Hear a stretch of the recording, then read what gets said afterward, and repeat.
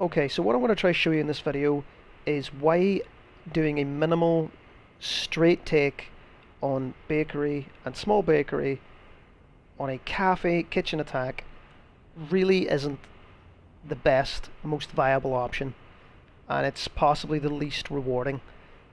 We all know you've got to do a lot of stuff. You have to open up the prep wall, you have to then get in and mav this wall of bakery, you also have to get the small bakery wall to get the prep player out and get the guy behind the counter naded.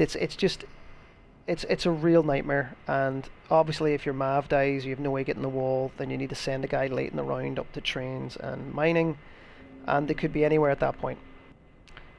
A lot of teams do this, and I'm going to show you why opting to do a roam clear, which even though it can be seen as risky, offers the best possible chance to win the round once you get the room clear done.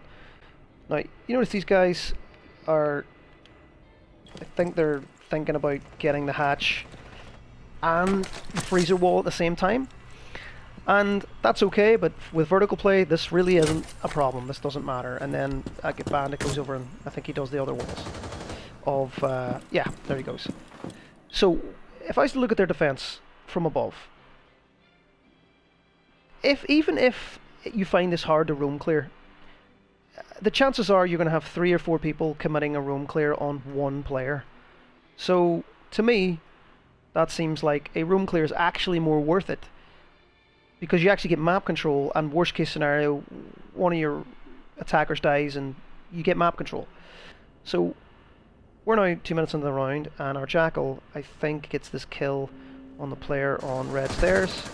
And now that we have that one kill, you'll notice that the rest of these guys are all on the bomb site. So what we do is, if I skip on a little more in the round, I then give the call that Jackal needs to now go down and take bar, and Abana needs to come down and start getting the hatch and allowing me to do some vertical. So, as you can see, Habana's dropping over, and Jackal's on his way to bar. Now, this is where the roam clear actually ends. Once Jackal is in the bar here, right? He shot open the barricade, and he can now see all the way down to red. We now know that the only place they can come out of is, there might be a guy hiding code check, it's barricaded, and the guy might run up red. But Jackal sees this, which means that it's completely free for me and Habana to just completely work on all the vertical, right? And this is important. This isn't random sledging, by the way. So you'll notice that I go in through train and I open this wall. And the reason I open this wall and open this vertical here, right? Well, the game isn't going to show it. But the reason I open this vertical is because I actually don't want this Jaeger to be right in this position, right in here at this double window, or right what we call dishes. We want him to be tucked in or hiding somewhere else, because if he's here, he can't counter the bomb plant, he doesn't get a deep angle onto the door, and he definitely isn't sitting here looking through the breach that's about to be made in the next few seconds. So as you can see, the breach is getting opened up now, and this Jaeger is exactly where we want him. He's not cutting off this angle, he can't, because he's worried about the vertical that is supposedly right above him, but the game's glitching out. Now this is the important part. Jackal in the bar, and the reason it's Jackal and not anyone else is these smoke grenades. So this smoke grenade down the long hall, what this does is this cuts off anybody who might be trying to peek from bakery or peek from anywhere else. Obviously Jackal's down this guy, but if anybody peeks out here, they're not getting a clear sight. And this allows Jackal to push up into the bar and cut off across the double door, cut off anybody who's anywhere else. Habana can drop the hatch. We now know, see, Jaeger has been moved from here because of the vertical play. That's exactly where we want him. And because that happens, I can walk in, not be shot at the breach, same as Habana, and I can plant right here. And when I plant here, guess where Jackal is?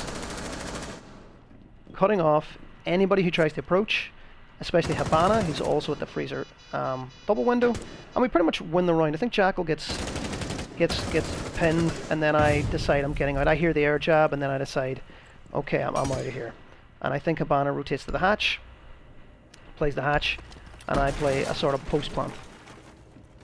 And then Thorn tries to come out and I get the Thorn. He's about to defuse. He stops defusing because he hears Habana drop, I think. When Habana drops, he stops defusing again, and now he just really has no time to actually win the round. Okay, so once again, let's just look how the round unfolds at the end with the execute. You'll notice that Jackal hits the long angle with the smokes. As he's hitting the long angle with the smokes, Habana's dropped down the hatch, helping me with covering anybody that might be sitting dishes, and then takes this angle again on the window. And we know that that player, who's the Jaeger, he can't be dishes right now. He 100% cannot be dishes. Okay, so that's what it should look like. Smoke down, Jackal cuts everybody off, and the second you start planting, you've got all the positions you need to win the round.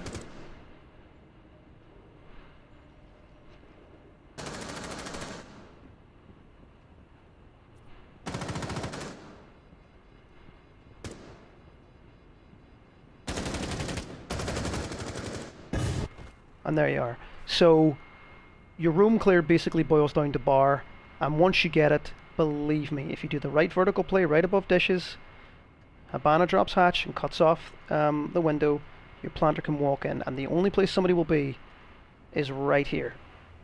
And if you ever want to deny that person, you just nade over and you get them. So for the most part, this is the whole point of the video, is a room clear is much more worth it when it comes to winning the round at the very end.